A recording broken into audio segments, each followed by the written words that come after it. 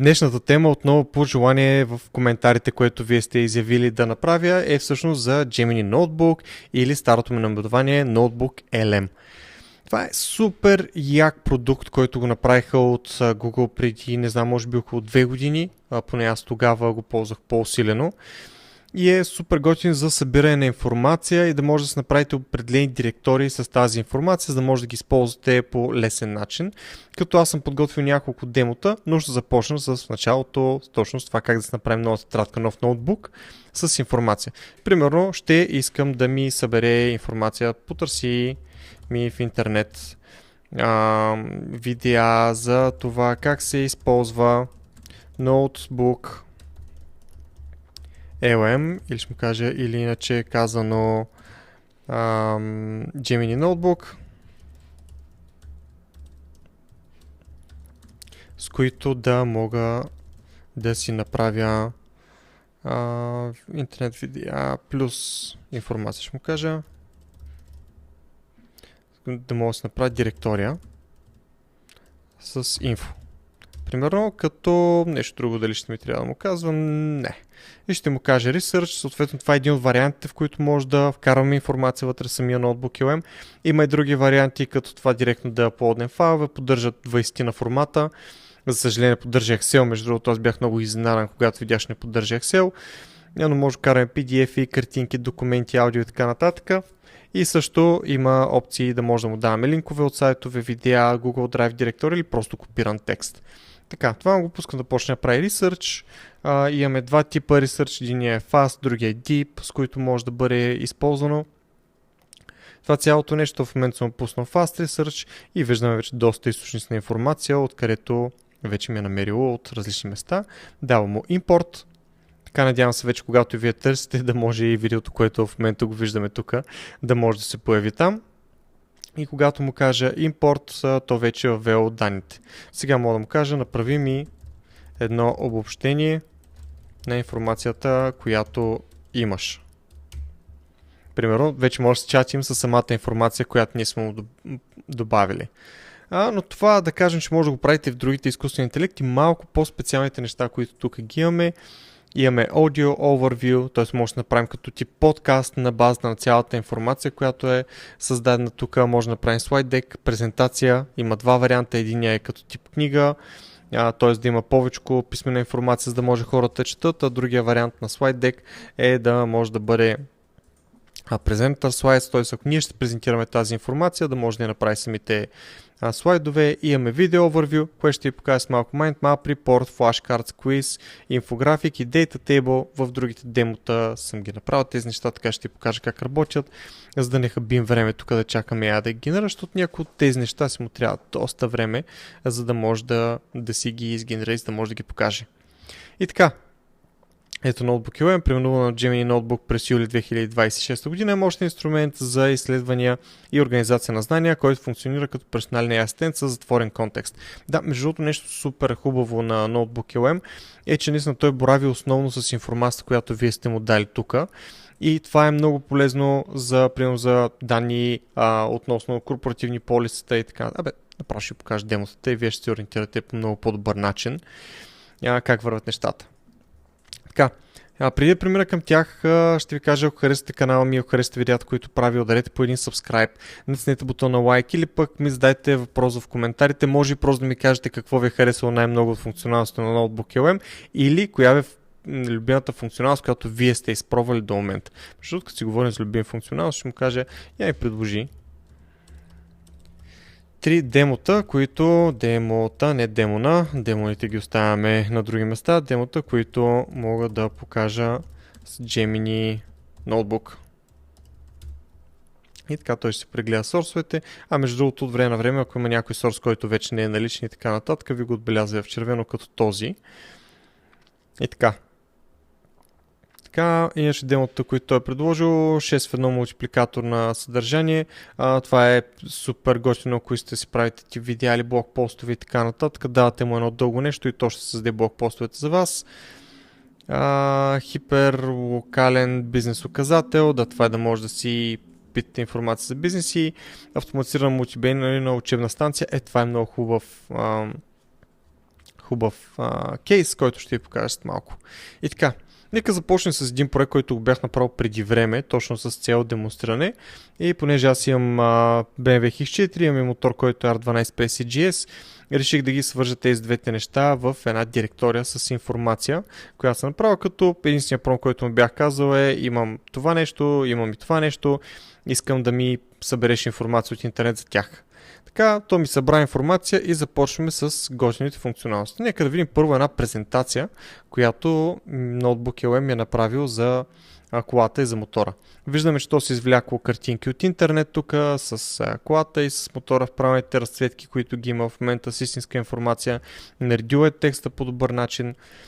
Имаме стратегически анализ в 4 части, за да може да ги обвини, защото това беше по-интересно, да се казва моя характер като човек, като персонаж, как всъщност си отива с този автомобил и този мотор, или по-скоро как те се навръзват спрямо моя характер. Така че това беше интересно. Показва си Pillar 1 за информация за BMW X4, съответно с какви са неговите най-важни неща, конски сили, ускорение от 0 до 100 и така нататък. Между другото, това е супер готино, за да може да си обучавате вашите селсове или пък нови хора в компанията. Защото когато имате супер много информация, супер много срещи, различни сделки, различни параметри на сделката и така нататък, искате да обучите някой нов човек, един много хубав вариант е просто ви вкарате в Notebook и оттам да си сгенерирате презентация плюс видеа, които са с определени насочености. Така, тук статистически данни и информация, която е от интернет за двете. Виждаме как се събрал цялата информация, с примерно даже и за екрана, който го има тук. Сега режимите на мотора не се сменят точно по този начин, но поне имената са точните и формата, която е на екрана, също е точната. Така че тези двете неща ги направи по изключително добър начин. Аз съм изключително доволен от самата презентация. Имаме тук едно видео. Реално това нещо, което се чува, е точно audio overview от всичко, което го имаме за мотора и за колата. 13 минути 54 секунди. Доста сериозно се е заиграл самия изкуствен интелект с правенето на това нещо и си имаме също и една when you think about an iconic product, what makes it, well, iconic? It's usually not just the thing itself, right? It's the whole world that gets built around it. Today, we're diving into a two-wheeled legend that has absolutely mastered this idea. They're not just selling a motorcycle, they're selling a whole universe of possibilities. Let's get into it. So get this. In 2024, BMW's... И виждаме колко красиви картинки се направил, как е паснал и самия мотор, който отзаре да може да бъде правилния. Показва се тук различни use кейсове. Показва и куфарите като възможности, които могат да му сложат. Изключително готино е това цялото нещо, което е направило. Така, преминаваме към един от другите артефакти, които може да генерира през студиото. Това са флашкартс. Флашкартата е един нов, би казал, иновативен метод за учене, който е много подходящ за оптимизиране на времето. Ако, примерно, като сте били в училище, ви било трудно да запомните някакви дати и си ги писали на листчета и след това си казвали, окей, коя беше датата за еди си кое си нещо, или пък кога се е случило, примерно, битката при еди си кое място, поне аз за това много го ползвах. Си правих и такива листчета, с които се задавах въпроси и след това ги обръщах, за да мога да видя реално как се случва. Ето тук сега принципа на презентацията е нещо ми направи проблем това с флашкарите, но ще видите в едно от другите ми демота всъщност какви са флашкарите, защото имам генерирано буквално преди малко. И от тук последното нещо, което направихме е един, те му казват инфографик, всъщност събрана информация от тук на база сравнение между мотора и между колата и всъщност той ги е сравнил по един изключително красив начин. Пак виждаме генериран текст с генерирани иконки, картинки и всичко останало. Жестоко в общи линии работи. Точно това е, за да може, примерно, да си го използваме, за да правим, да кажем, маркетинг кампания във Facebook или някое друго място, социалните мрежи, LinkedIn, може да публикуваме директно някои от тези картинки. Тоест, Notebook може да бъде използвано изключително успешно точно за маркетинг. Така. Флашкарти, всъщност ще ви покажа едно от другите неща. Тук съм налял като Markdown файлове нашите политики в компанията ни, които са за използване на информация, AI Usage, Backup and Recovery, Code Security Policy, Data Classification, Data Retention, Data Incident Response и така нататък. Имаме мега много информация, която е свързано с всички тези неща. На първо място имаме флашкартите, които преди малко не сработиха, но тук сработиха. И имаме What is the default classification for any Ncorp AI information that has not been explicitly classified? Така, това ни задава въпроса каква ни е класификацията всякаква информация в компанията, която не е изрично казана каква е, дали е класифицирана или не е класифицирана, и тук трябва отговорът да бъде, че всяка информация е класифицирана, т.е. не трябва да се споменава навън конфиденциална. И съответно, ако искам да ми го обясни по-в детайл, мога да му кажа explain. То ми дава целият промпт тук, който да се заде към самия изкуствен интелект. Намира го и казва flashcard is correct according to Ncorp. Така, flashcardата е правилна според политиките на Ncorp AI. Конфиденциална е задължителната стандартна политика за всяка една информация, която не е казано дали е класифицирана или не е класифицирана. Така че това е обяснено по какъв начин и така нататък. Пишем си го, че този отговор съм го оцелил и имаме according to the acceptable use policy, critical security updates of a company devices must be applied within еди колко си от самия релиз. И примерно тук казвам 6 месеца, което няма да бъде коректно. Отивам, казвам, т.е. си го мисля на ум, виждам, че отговор е различен и си отбелязвам, че това е грешка. И така мога да си коригирам и да си научавам нещата вътре в компанията. Това е подходящо, за да може да се правят самообучения, което доста често е полезно да може да случва в една компания. И другото, което е яко, е, че вие може да споделите тези флашкарти директно с екипа ви. Те няма да получите информация от цялата информация, ще получите информация само за самите флашкарти. Обаче, тук имам и един квиз. Тук вече не са само флашкарти, които да помагат с случването, тук е тест.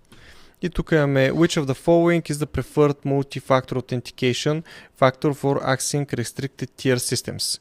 Тук кое трябва да бъде най-предпочитания multi-factor authentication. И така.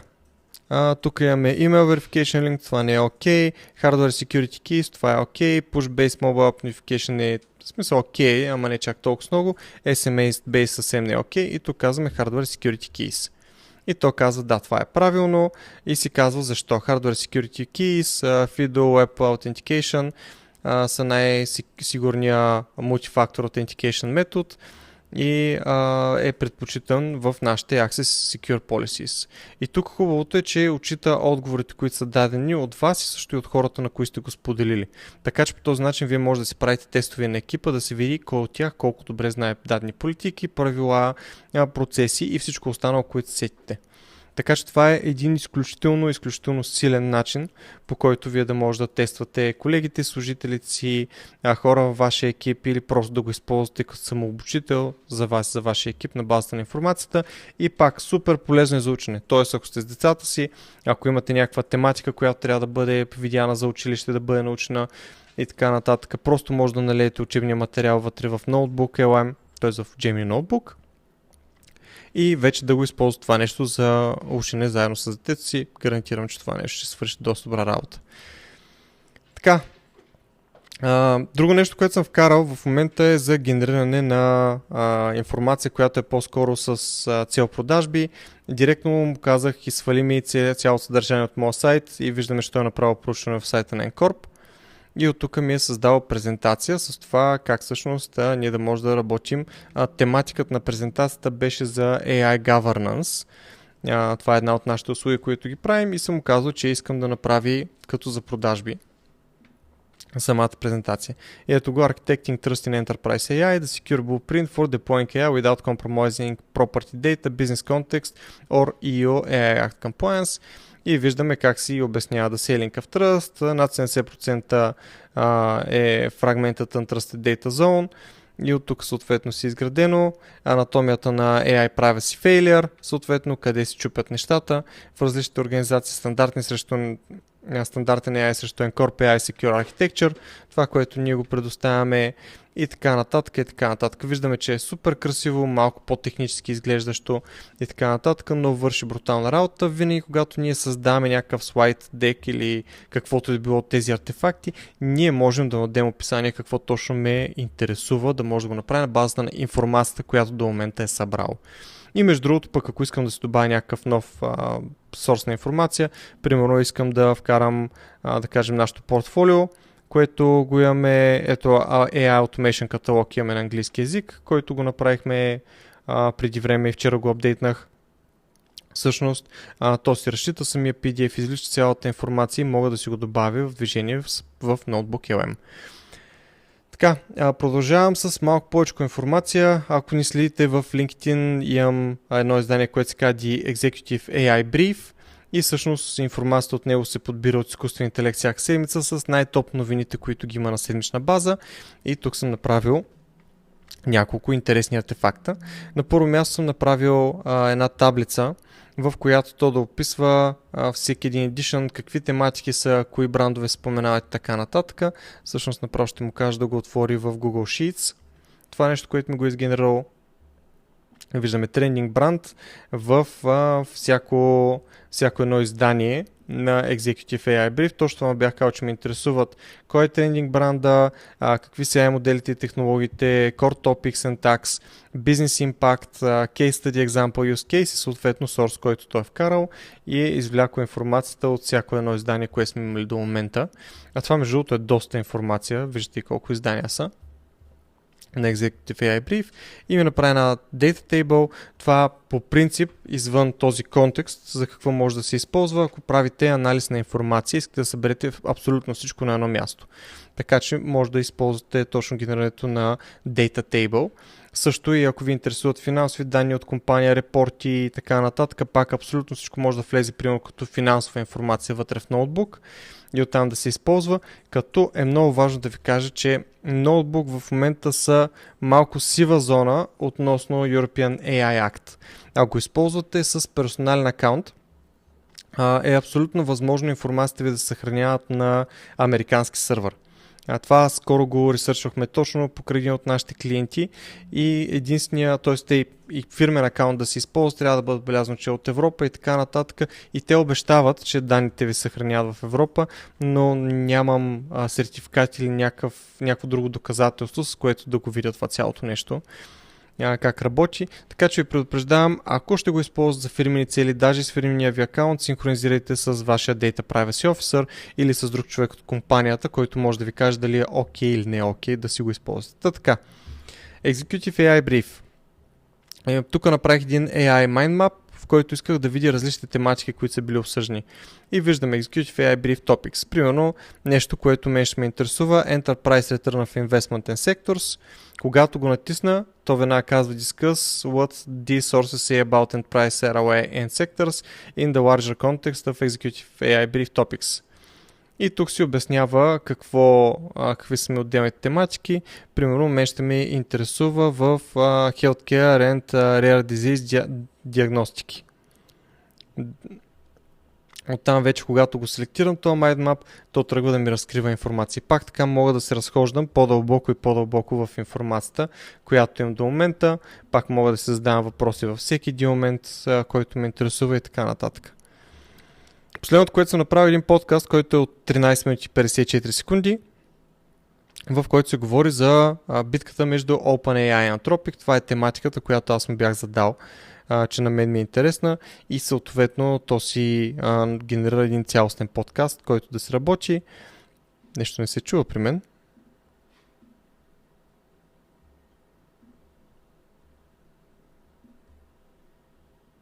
Така да си го сваля и ще го пусна по стандартния начин. Usually when we talk about a major technological revolution, there's this distinct moment where the magic trick basically turns into plumbing.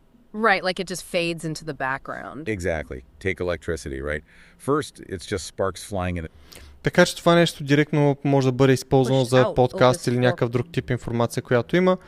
и е супер подходящо, даже и да си направите някаква тематика, която вас ви интересува и докато пътувате някъде в колата, просто си пускате отделните тип подкасти, за да може да ги слушате. Генерирането на български език, между другото не съм сигурен колко добре работи в това. До сега не съм използвал ноутбук с български език, но може да ми напишете вие в коментарите, като го тествате по какъв начин генерира. Иначе останалите асети, които се правят от тук, от самия ноутбук LM, работят доста добре на български език. Така, ето и една инфографика всъщност за Industrialization of AI от Experimentation to Infrastructure и тук вече на базата на новините той е генерирал през края на 2025 година какво е било интересно, през началото на 2026 и вече средата в края на 2026 най-големите новини какво се случва в AI. Така че това са някои от готините неща, които ги имаме от към демота. Още едно нещо, което съм направил, всъщност, че си вкарах всичките YouTube видеа от моя канал, ги вкарах тук в Notebook LM и го накарах да ми направи едно видео за The AI Coworker. Welcome to the explainer. So remember when we all kind of thought of AI as just a glorified calculator? You know, something you'd pull up to spit out a quick recipe or maybe fix a typo? Well, you can completely toss that idea out the window. We are in the middle of a massive. И от тук, както беше видеото за BMW, вече си виждаме абсолютно всички неща, които са били вкарани. И обяснява по моите видеа кое как работи. Така че използвам моето съдържание, което вече е създадено. Ще покажа един фейл, всъщност нещо, което не успя да сработи добре, когато му наляха един така.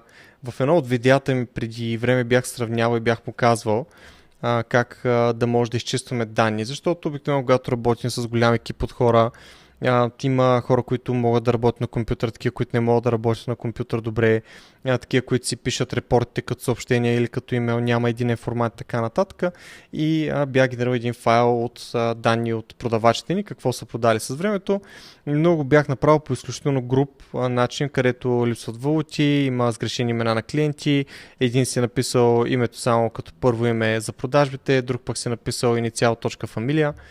Така че не бяха консистентни самите данни. Вкарах му един репорт, който всички тези данни, където са, мисля, че бяха около 15 000 продажби, някаква информация и се опитах да генерирам информация от тук, но всъщност не се справи почти добре. А данните, които ги изкара от тук, от самата информация, не успя да ги изчисти по достатъчно добър начин.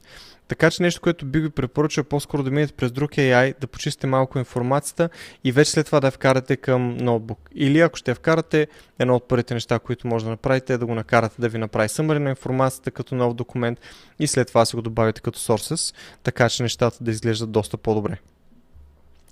Така че това са демотата, които бях подготвил за днеска Notebook LM. Уникално нещо е, супер много и препоръчвам да го използвате. Има и още по-адванс функционалности, примерно да може да пускате даже и код да работи вътре в самия Notebook LM, но това ще го стане за някое следващо видео.